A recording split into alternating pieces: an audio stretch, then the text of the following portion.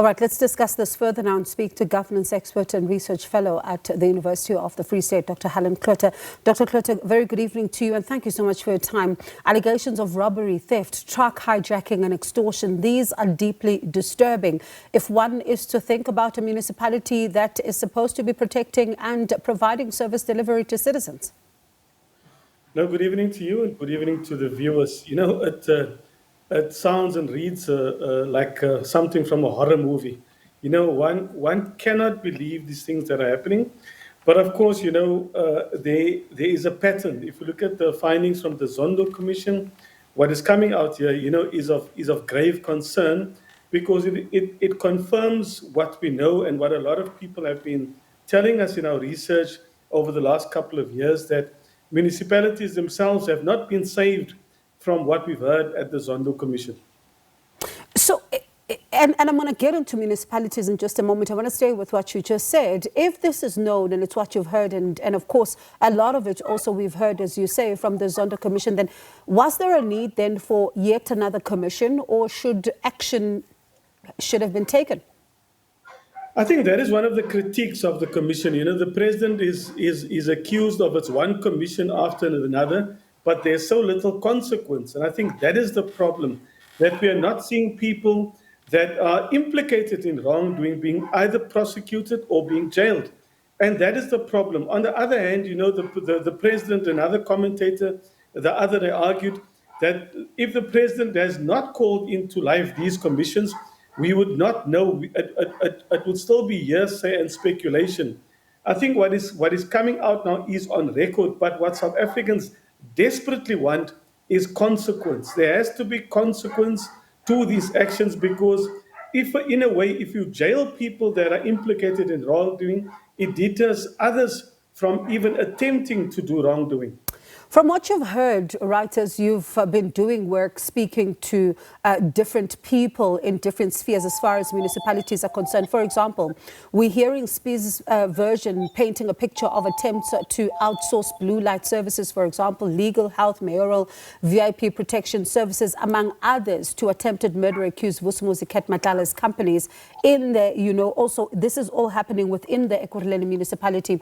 One wonders then, from what you've heard, how deep does the rot go in municipalities when it comes to such issues?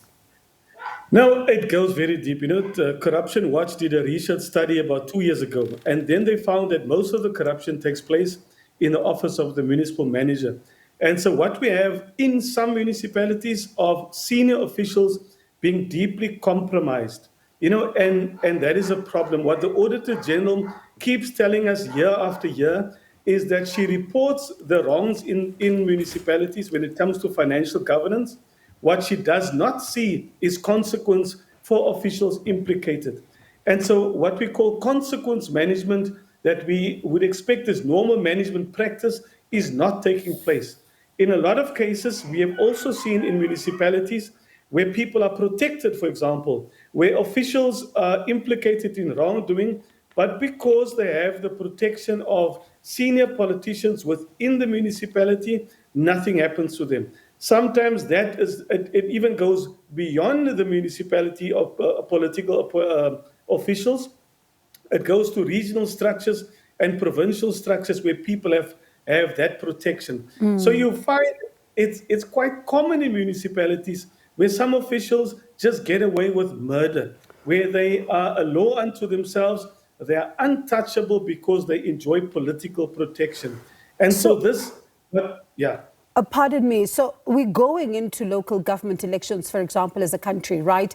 And if we are to hear this about municipalities and what is going on, does this tell us that the councils are also either helpless or they simply don't know what to do to hold those officials to account? I think, you know, municipalities are highly complex organizations because you've got the definition of a municipality says you have to have competent officials that can implement policy. You have to have good politicians that can make policy and to ensure that there is sufficient oversight. And then you have the community that are the end users.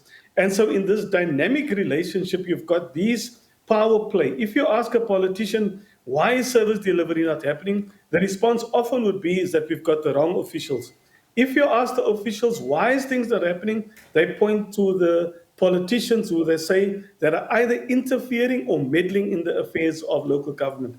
And so it's a very complex relationship. And this interface between politicians and administrators, that's where most of the problems sometimes lie. There's sometimes overreach from politicians, and there is this sometimes you've got officials who do not necessarily have the necessary competencies to deliver on the mandate of municipalities. So how And do we so remedy that then? Pardon me, Dr. Cloete. communities can suffer on that. Sorry? Pardon me, Dr. Cloete. I was going to ask, how do we remedy that? Because this issue of political interference, we've spoken about a long time now, including what you say as far as the officials are concerned, because the Auditor General, for example, would say they're using consultants for things that they should be doing. And I wonder then, how do we begin to remedy that? I think one of the things that Salga has been saying in the local government CETA is we need to professionalize local government. I think we, on the political sphere, we have a big challenge in terms of the system. If you look at our coalitions in 2016, we had 28 coalitions. In 2021, we had more than 80, and I predict in the next year elections, we'll have more than 100. So if you've got political instability, that inevitably spills over to the administration. That is a problem. And so the administrators will complain often that they do not have the political backing. Where municipalities are functioning and working well is when you have stable a political environment. So I think that's the number one factor. You need stable political environment for the officials to be able to do their work within a professional environment. All right, Dr. Cloete, as you say, some of these things are known. We've been talking about them for so long, and you and I have had many conversations, and one wonders if there's even a will to be able to do this. But I appreciate your time, as always. Thank you so much for talking to us. That's governance expert and research fellow at the University of the Free State, Dr. Harlan Cloete.